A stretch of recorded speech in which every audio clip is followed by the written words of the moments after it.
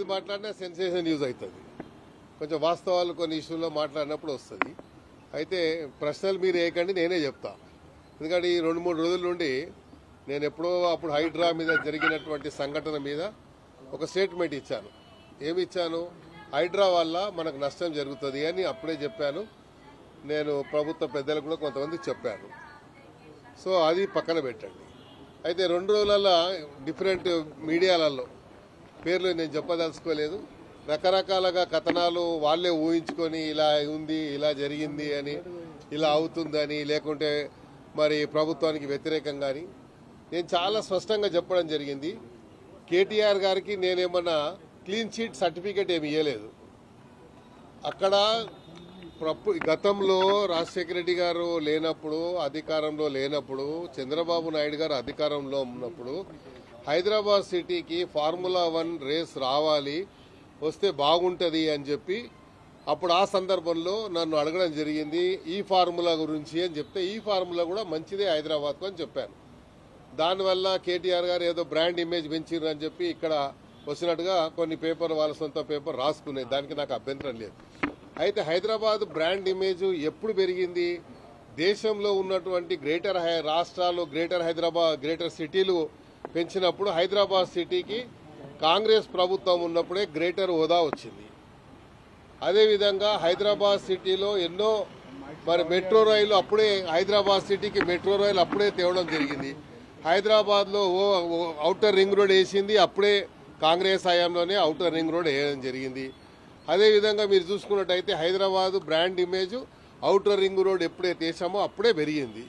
కాకపోతే మేమేం చెప్పాము, ఈ ఫార్ములా వల్ల కూడా బ్రాండ్ ఇమేజ్ ఇంకా పెరిగింది. అయితే మీరు మొన్న వచ్చినటువంటి సంస్థలు మీరు చూసినట్టయితే గతంలో వచ్చినటువంటి కానీ ఏదైనా మీరు విప్రో తీసుకోండి, గూగుల్ తీసుకోండి, ఇన్ఫోసిస్ తీసుకోండి, ఏ సంస్థలు అయితే మల్టీనేషనల్ కంపెనీస్ వచ్చాయో అప్పుడు అన్ని కూడా హైదరాబాద్ ఒక సేఫెస్ట్ ప్లేస్ అని రావడం జరిగింది. ఇతర రాష్ట్రాల నుండి ఈ హైదరాబాద్ సిటీలో కాస్ట్ ఆఫ్ లివింగ్ తక్కువ ఉంది అని నేను అన్ని కూడా అప్పుడు చెప్పినే మళ్ళీ రిపీట్ చేస్తా ఉన్నాను. కాస్ట్ ఆఫ్ లివింగ్ తక్కువ ఉంది, ఇది ఒక సేఫెస్ట్ సిటీ, అన్ని వెదర్ వైజ్గా, కల్చర్ వైజ్గా అన్ని రకాలుగా హైదరాబాద్ సిటీ ఒక మంచి సిటీ అనే ఒక భావనతోని, అదేవిధంగా హైదరాబాద్లో కాస్ట్ ఆఫ్ లివింగ్ తక్కువ ఉంటుందని ముంబైలో స్థిరపడిన వాళ్ళు కూడా హైదరాబాద్ సిటీకి వచ్చి స్థలాలు కొనుక్కొని వాళ్ళు ఇక్కడ సెటిల్ అయిపోయారు. అదేవిధంగా నేనేదో కేటీఆర్ గారికి క్లీన్ చీట్ ఇచ్చాను, లేకుంటే క్లీన్ సర్టిఫికేట్ ఇచ్చాను, నేను అడ్వకేట్గా దిదిగాను. వాళ్ళు అడిగిన సందర్భంలో కేటీఆర్ గారి మీద ఆరోపణలు వచ్చినాయి కదా అంటే, ఎప్పుడైతే క్విడ్ ప్రోకో ఉంది అని చెప్పి ప్రభుత్వం కానీ అధికారులు కానీ లేకుంటే డిపార్ట్మెంట్ భావించినప్పుడు దాని మీద ఒక విచారణ జరుగుతప్పుడు ఆ విచారణ జరిగే సందర్భంలో నేను కామెంట్ చేయడం కరెక్ట్ కాదు. ఎందుకంటే అది సబ్జుడిస్ అవుతుంది కాబట్టి కోర్టులో ఉంది, అదేవిధంగా మన యాంటీ కరప్షన్ కేసులో ఉంది, అదేవిధంగా ఈడీ కోర్టులో ఉంది కాబట్టి వాళ్ళు త్వరలో తేలుస్తారు. తేల్చిన తర్వాత అది ఎవరు మరి ఇందులో నేరస్తుడు అనేది తేలుస్తారు, తప్పకుండా అది బయటకు వస్తుంది. ఎందుకంటే చాలా క్లియర్గా ఎన్నికలు జరుగుతున్నటువంటి సందర్భంలో డబ్బులు ట్రాన్స్ఫర్ అయినాయి అని చెప్పి అన్నప్పుడే అక్కడే క్విడ్ ప్రోకో జరిగింది అనేది ఒక అనుమానం ఉంది. కాబట్టి దానికి మనము అందరూ అర్థం చేసుకోవాల్సిన అవసరం ఉంది. రెండోది ఏంది, హైదరాబాద్ సిటీలో వాక్యూమ్ ఉందని చెప్పడం జరిగింది. ఎందుకు వాక్యూమ్ ఉంది అంటే, ముఖ్యమంత్రి గారు ఇన్ని అభివృద్ధి కార్యక్రమాలు చేశారు. ఎంత ఆర్థికంగా ఇప్పుడే ఎవరో అడిగారు, ఇప్పుడే ఆర్థిక మరి పరిస్థితి బాగలేదు కదా, మీరు ఈ స్కీమ్స్ ఎలా ఇంప్లిమెంట్ చేస్తారని ఇప్పుడే మీడియాలో అడగడం జరిగింది. అయితే రాష్ట్రంలో ప్రభుత్వం యొక్క ఆర్థిక పరిస్థితి బాగలేదు. గత 10 సంవత్సరాల నుండి మరి ఎన్నో రకాలుగా ఇబ్బందులకు గురవుతున్నటువంటి 10 సంవత్సరాల తర్వాత అధికారంలోకి కాంగ్రెస్ వచ్చిన తర్వాత ప్రభుత్వం యొక్క గవర్నమెంట్ ఎక్స్చెక్కర్ ఓపెన్ చేసి చూస్తే అందులో ఖాళీ ఉన్నది మొత్తం అంతా కూడా. కాబట్టి స్కీమ్స్ ఎన్నో ఇచ్చాము. ఇచ్చిన దాంట్లో అంటే ఇంత గడ్డు పరిస్థితుల్లో కూడా ఇన్ని అభివృద్ధి అంటే ఇచ్చిన ప్రతి సంక్షేమ పథకాన్ని అమలు చేసుకుంటూ పోతూ ఉంటే, ప్రధానంగా మీరు చూసినట్టయితే మొట్టమొదటిగా రైతు రుణమాఫీ ఒకటి ఫస్ట్ ఫేజ్లో చేసినప్పుడు ఎన్నో సంబరాలు జరగాల్సిన అవసరం ఉండే, సంబరాలు జరగలేదు. ఎందుకు జరగలేదు అనేది మనం ఆలోచించుకోవాలి. అదేవిధంగా ఈరోజు హైదరాబాద్ సిటీలో ఇన్ని స్కీమ్స్ ఇచ్చారు, ఇన్ని రోడ్లు వస్తూ ఉన్నాయి. ముఖ్యమంత్రి గారు మరి 30,000 మంది ఉద్యోగాలకు ఒక సంతకంతో 30,000 మందికి ఎల్బీ స్టేడియంలో ఇస్తే ఉత్సవాలు జరగలేదు. మనం జరపాల్సిన అవసరం ఉండే. అంటే కార్యకర్తలు బాధ్యత తీసుకోవాలి. ఇవన్నీ ముఖ్యమంత్రి గారు తీసుకునేది కాదు. ముఖ్యమంత్రి గారు ఒక సంక్షేమ పథకం ప్రవేశపెట్టిన తర్వాత అది ఇంప్లిమెంట్ అయిపోతే పెద్ద ఎత్తున సంబరాలు జరిగి ముఖ్యమంత్రి గారికి మనం పాలాభిషేకాలు చేయాలి.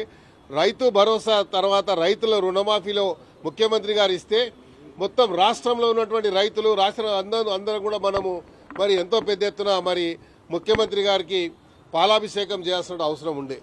మనం చేయలేము. చేయాలని నేను కోరుతా ఉన్నాను. ఎందుకంటే మనం ఇచ్చిన స్కీమ్స్ మనం ప్రజలకు తీసుకోకపోతే అక్కడ వాక్యూమ్ ఏర్పడుతుంది అనేది నా అభిప్రాయం. అదే అభిప్రాయం చెప్పాను. హైడ్రా విషయంలో అప్పుడు కూడా చెప్తున్నా, ఇప్పుడు కూడా చెప్తున్నా, హైడ్రా వల్ల మనకు నష్టం జరిగింది కాబట్టే ముఖ్యమంత్రి గారు కానీ లేకుంటే ప్రభుత్వ పెద్దలు ఆలోచించి దాన్ని మరి ఇప్పటికే కొంచెం స్లో చేయడం జరిగింది. అయితే స్లమ్లలో ఉన్నటువంటి వారికి ఇంకా అనుమానం ఉంది కాబట్టి అది నివృత్తి చేయటువంటి బాధ్యత మన పైన ఉందనే విషయాన్ని చెప్పాను. హైడ్రా విషయంలో సార్ ఎక్కడైనా ఇబ్బంది ఉన్న చోట ఎక్కడన్నా కానీ ఎక్కడ ఎఫ్టీఎల్ ఉన్న ప్రాంతం కానీ లేకుంటే చెరువులు అన్యాక్రాంతమైన చోట కానీ వాళ్ళు చేయమని చెప్తున్నారు. కామన్ ప్లేస్లలో ఎవరు ఇల్లు కట్టుకోమని కాంగ్రెస్ నాయకులని మీరు బదలాం చేయకండి. ఏం చెప్తున్నారు? ఎక్కడైతే చెరువులు అన్యాక్రాంతమైనవో లేకుంటే బఫర్ జోన్లలో ఇల్లు కట్టుకున్నారో ముఖ్యమంత్రి గారి ఆలోచన కూడా అదే. బఫర్ జోన్లో మూసీ నదిని మరి సుందరీకరణ చేయాలని చెప్పి వద్దని ఎవరైనా అంటారా? అప్పుడే ఆ ప్రభుత్వం ఉన్నప్పుడే సుందరీకరణ జరగాలి, మూసీ యొక్క ప్రక్షాళన జరగాలని 10,000 కోట్ల రూపాయలు ఇచ్చినామని చెప్పి అప్పుడే ఇచ్చారు. అప్పుడే సోషో ఎకనామిక్ సర్వే చేసి వారి యొక్క కన్సర్న్ తీసుకోవడం జరిగింది. వారందరూ కూడా ఒక సేఫ్ ప్లేస్లో పంపిస్తామంటే అందరూ ఒప్పుకున్నారు. కానీ తీసే పద్ధతి బాగాలేక వాళ్ళు రకరకాలుగా ముఖ్యమంత్రి గారి గురించి ప్రభుత్వం గురించి మరి ఎన్నో రకాలుగా ఉచ్చరించడానికి మాటలు మాట్లాడారు కాబట్టి మాకు బాధ కలిగింది. ఇప్పటికైనా మూసి ఎప్పటికైనా ప్రక్షాళన జరగాలి. ఎందుకంటే హైదరాబాద్ ఒక హిస్టారికల్ ప్లేస్ కాబట్టి, హైదరాబాద్ ఒక చారిత్రాత్మకమైన ప్లేసు. సాలార్జంగ్ మ్యూజియం మనకు మూసీ నదికి ఆనుకొనే ఉంది. మరి హైదరాబాద్లో ఉన్నటువంటి తెలంగాణ హైకోర్టు మూసీ నదికి ఆనుకొనే ఉన్నది. ఉస్మానియా హాస్పిటల్ మనకు హైదరాబాదు దానికి మూసీకి ఆనుకొనే ఉన్నది. మరి అదేవిధంగా అక్కడ ఉన్నటువంటి సిటీ కాలేజు మూసీకి ఆనుకొనే ఉన్నది. చార్మినార్ మూసీకి ఆనుకొనే ఉన్నది. ఇక్కడ గోల్కొండ ఇంచుమించు మూసీకి ఆనుకొనే ఉన్నది. హైదరాబాద్కు మరి ఎప్పటి నుండో వచ్చినటువంటి 2 ఏదైతే డ్రింకింగ్ వాటర్ సోర్సెస్ ఉన్నాయో ఉస్మాన్ సాగర్, హిమాయత్ సాగర్, మూసీ మరి పక్క నుంచే ఉన్నాయి కాబట్టి మూసీ ప్రక్షాళన జరిగితే అందుకని ముఖ్యమంత్రి గారు ఆలోచించి సౌత్ కొరియాకు ఒక టీం పంపించి సౌత్ కొరియా నగర నడిబొడ్డు నుండి మురికి కాలువ పోతుంది. ఆ మురికి కాలువని మరి సుందరీకరణ ఎలా జరిగింది, దానివల్ల పెద్ద ఎత్తున దేశవ్యాప్తంగా ప్రపంచవ్యాప్తంగా టూరిస్టులు పోతున్నారు ఆలోచించి ఇక్కడ నుంచి ఒక మరి ప్రత్యేకమైనటువంటి బృందాన్ని పంపించి ముఖ్యమంత్రి గారు దాని మీద ఒక యాక్షన్ ప్లాన్ తయారు చేశారు. కాబట్టి అదే చెప్పాను, మూసీ ఎప్పటికైనా ప్రక్షాళన జరగాలి. జరిగితే తప్ప హైదరాబాద్కు మంచి పేరు రాదు. హైదరాబాద్ నగరం నడిబొడ్డున ఉన్నటువంటి ఆ మూసీని ప్రక్షాళన చేయాలనేది అందరి కోరిక. మేము ఫార్ములాకి సంబంధించి కేటీఆర్ మాట్లాడినటువంటి కామెంట్స్ హైదరాబాద్ బ్రాండ్ ఇమేజ్ పెంచడానికి నేను చేశానంటున్నారు. సేమ్ ఆయన లాగానే మీరు కూడా హైదరాబాద్ బ్రాండ్ ఇమేజ్ కేటీఆర్ వచ్చినాకనో బీఆర్ఎస్ పార్టీ వచ్చినాక రాలేదు. అది కూడా చెప్తాను. హైదరాబాద్లో మీరు చూసినట్టయితే outer ring road Rajasekhara Reddy గారు ఉన్నప్పుడు ఔటర్ రింగ్ రోడ్ వేసాము. అదేవిధంగా ఎన్నో మల్టీనేషనల్ కంపెనీస్ వచ్చాయి.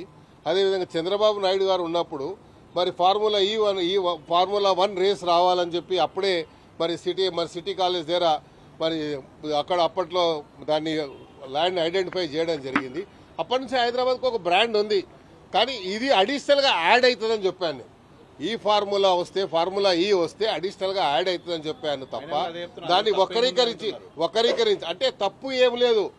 ఈ ఫార్ములా వచ్చిన వాళ్ళు తప్పు ఎవరు ముఖ్యమంత్రి గారు కూడా అంటలేరు. అన్న జరిగిన కుట్ప్రోకో గురించి అలా జరిగిన అవినీతి గురించి మాట్లాడుతున్నారు. ఆ అవినీతి గురించి అడుగుతుంటే అది పక్కన పెట్టి బ్రాండ్ అని చెప్పి సొంత డప్పు కొట్టుకోవడం కరెక్ట్ కాదు. మేమేమంటున్నాం, అలా అవినీతి జరిగింది అని ప్రభుత్వం చెప్తుంది, అధికారులు చెప్తున్నారు. డబ్బులు ట్రాన్స్ఫర్ అయినట్టుగా చాలా ట్రాన్స్పరెంట్ గా ఉన్నాయి. అది ఎలక్షన్ కోడ్ ఉల్లంఘించి చేసిన అనేది మా అందరి యొక్క ఆరోపణ.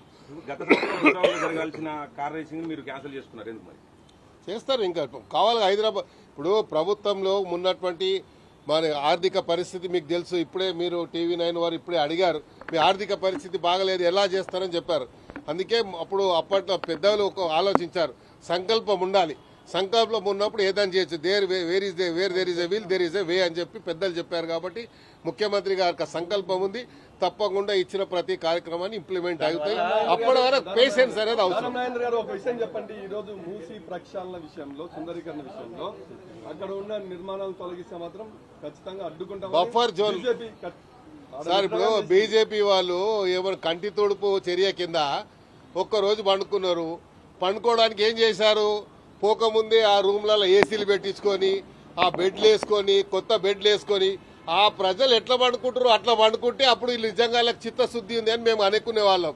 కంటి తోడిపోయి ఒక ముసలి కన్నీళ్లు కాల్చి అక్కడ పోయి ఈటీల రాజేందర్ రోజు వేపపుల్లతోనే ముఖం తోడుకుంటుడా? మీరు చెప్పండి. ఆడ వేసుకొని తోవాలు వేసుకొని వేపపుల్ల వేసుకొని ముఖం కడుకుంటూ వస్తున్నాడు ఈటీల రాజేందర్. మరి అదేవిధంగా ఈయన కూర్చొని కొత్త స్టీల్ ప్లేట్లు తెచ్చుకొని, వాళ్ళు ఏ ప్లేట్లు తింటారో ఆ ప్లేట్లు తినాలి. మరి కిషన్ రెడ్డి గారు పోయి కొత్త స్టీల్ ప్లేట్లు తెప్పించుకొని బయటికి ఇడ్లీలు, వాళ్ళు వండిన ఇడ్లీలు తినేది ఉండే, లేకుంటే వాళ్ళు తినేది జొన్న రొట్టె తినేది ఉండే, వాళ్ళ రొట్టె తినేది కారం రొట్టె తినేది ఉండే. అట్లా చేయకుండా ఒక 300 మంది ముందే ఇళ్ళలో పోయి ఇండ్లు తీసుకొని ఆ ఇండ్లు అంత క్లీన్ చేసుకొని అందులో ఏసీలు ఫిట్ చేయించుకొని అన్ని ఫిట్ చేయించుకొని పోయి ఎవరిని మరి మీరు మభ్య పెట్టడానికి, ఎవరిని మరి తప్పుదో పట్టించిన ప్రయత్నం చేస్తారు. కాబట్టి మీరు మీ రాజకీయ పబ్బం గురించి మీరు చేసే ప్రతి డ్రామా అందరు చూస్తున్నారు. మూసీ ప్రక్షాళన జరగాలనేది సంకల్పం ఉంది అందరికీ. ఎందుకంటే హైదరాబాద్ యొక్క బ్రాండ్ ఇంకా పెరుగుతుంది. హైదరాబాద్ కు ఉన్నటువంటి ఇది ఇమేజ్ ఇంకా పెరిగేటువంటి అవకాశం దాదాపు. ఉప ఎన్నికలు ఎక్కడున్నాయి అంటే వస్తే పరిస్థితి ఎక్కడ వస్తాయి? ఎప్పుడు వస్తాయి? వచ్చినప్పుడు ఫైట్. నేను ఫైటర్ని ఎమ్మెల్యే రాజీనామా చేసే ఫైట్ చేసిన నేను మళ్ళీ ఉపేంద్ర భయపడతాను. చెప్పండి, మీరు ప్రభుత్వానికి ఇంత సపోర్టెడ్ గా చెప్తున్నారు, మీరు మొత్తం కూడా ప్రతిపక్షాలని ఎద్దేవా చేస్తున్నారు, విమర్శిస్తున్నారు. ప్రభుత్వం తెలియకుండా మీ పైన కేసులు ఎట్లా పెట్టారు, మీ పైన ఎఫ్ఐఆర్ ఎట్లా పైన, పోలీసులు మీ మీద ఎంక్వైరీ చేసినారు, ఎన్ని కేసులు? ఈ మాటకు నేను జవాబు చెప్పాల్సిన అవసరం ఉంది. ఎన్నికల ప్రక్రియ జరిగేటప్పుడు ఎప్పుడే కానీ కొన్ని కేసులు మేమంటే కొన్ని తీసుకొని మేము ఏం చేస్తామంటే పర్మిషన్ ఒక కార్నర్ మీటింగ్ అంటాము, లేకపోతే ఇంకో మీటింగ్ అంటాము, ఒక టెంట్ వేస్తాము. టెంట్లో మనం చైర్లు ఇన్నని రాయం. వాళ్ళు ఏం చేస్తారు? 100 చైర్లు అలా ఇస్తారు. ఒక ప్రొఫార్మా ఉంటుంది, ఆ ప్రొఫార్మాలో ఇస్తారు. 100 బదులు 500 చైర్లు అయినా 500 చైర్లు అయినా కేసు ఎక్కడ చూడలేము మేము. అయితే ఎప్పుడో అంటే గత ఎన్నికల్లో జరిగినటువంటి ఒక కేసు ఏంటంటే, ఎప్పుడు పేద ప్రజలకు ప్రభుత్వం ద్వారా కుట్టు మిషన్లు ప్రతి సంవత్సరం ఇచ్చేటువంటి కార్యక్రమం. ఆ కుట్టు మిషన్లు మొన్న ఎలక్షన్ ఇప్పుడు జరిగేటప్పుడు మరి 2023లో జరిగేటప్పుడు కుట్టు మిషన్లు ఇచ్చారు. అయితే కుట్టు మిషన్ అప్పుడు ఇచ్చారని చెప్పేసి అప్పుడు ఉన్న కేసుని తీసేసి ఆ కుట్టు మిషన్ పంచిన వాడిని వదిలేసి నా మీద కేసు పెట్టారు. కుట్టు మిషన్లు పంచుతున్నారని చెప్పి కుట్టు మిషన్. అయితే ఆ డీసీపీ గారు అయితే నేను పర్మిషన్, ఫర్ ఎగ్జాంపుల్ ఒక పిల్లోడు విద్యార్థి, నా అభిమాని పిల్లోడు, ఆ పిల్లోడు డిగ్రీ చదువుతున్నాడు. పాపం ఏం చేసినట్టే డైలీ నా ప్రోగ్రామ్స్ గురించి డైలీ అప్లికేషన్ పెట్టేవాడు. ఈ దానం నాగేందర్ గారు పర్యటన ఇక్కడ ఉంది అని చెప్పి. ఆ పర్యటనలో భాగంగా ఇప్పుడు ఇంతమంది మీడియా ఉన్నారు. ఇలా మీడియా ఎవరో తెలియదు, మీడియా కాదు ఎవరో తెలియదు, నాకు తెలియదు. అందులో ఒక రౌడీ షీటర్ ఉన్నాడంట ర్యాలీలో. ఆ రౌడీ షీటర్ ఉన్నాడని చెప్పి ఆ పిల్లోని నానా ఇబ్బందులు పెట్టి ఆ పిల్లోడు తల్లిదండ్రి సూసైడ్ చేసుకున్న వారి పరిస్థితికి వచ్చారు. జూబ్లీహిల్స్ పోలీస్ స్టేషన్లో కేసు పెట్టి ఇదే డీసీపీ గారు పెట్టించి బై ఫోర్స్ వాడిని జైలుకు పంపించే ప్రయత్నం చేస్తే నేను యాంటిసిపేటరీ బెయిల్ తీసుకున్నాను హైకోర్టుకు పోయి ఆ పిల్లోడి పేరు మీద. ఇంత అన్యాయం చేస్తారా చెప్పండి? కాబట్టి ఎవడో రౌడీ షీటర్ ఉంటే ర్యాలీలో ఉంటే ఆయనకేం సంబంధం? ప్రభుత్వంలో కాదు. అంటే కొంతమంది అధికారులకు స్వేచ్ఛ ఇస్తే ఇలా చేస్తారు అని నా భావన చెప్పాను. ఈ మాత్రం నేను పేర్లు చెప్తలేను. ముఖ్యమంత్రి గారికి ఈ మాట చెప్పాను. ఎందుకంటే నేను ఎంపీగా పోటీ చేసినప్పుడు ఎన్నో ఇప్పుడు రాజకీయంలో జరుగుతూ ఉంటాయి, పెట్టొద్దని అంటలేను. అప్పుడు గతంలో చంద్రబాబు నాయుడు గారు తెలుగుదేశంలో ఉన్నప్పుడు నేను 3 పర్యాలు ఎమ్మెల్యే ఉంటే 170 కేసులు ఉండే నా మీద. అన్ని ఏవి ప్రజా వ్యతిరేక విధానాలకు పాల్పడిన పోరాడిన కేసుల మీదే ఉన్నాం మేము. కానీ ఏదో మా మీద రౌడీ షీటో ఇంకో కేసు లేదు ఇప్పటివరకు నా జీవితంలో. కాకపోతే మొన్న కూడా రాజకీయంగా ఎన్నికలలో అన్ని 12 కేసులు పెట్టాల్సిన అవసరం ఎందుకు వచ్చిందో నాకు తెలియలేదు. అది డీసీపీ గారు పర్సనల్గా ఆయన పర్యవేక్షణలో జరిగింది అంటే మాకు బాధ కలిగింది.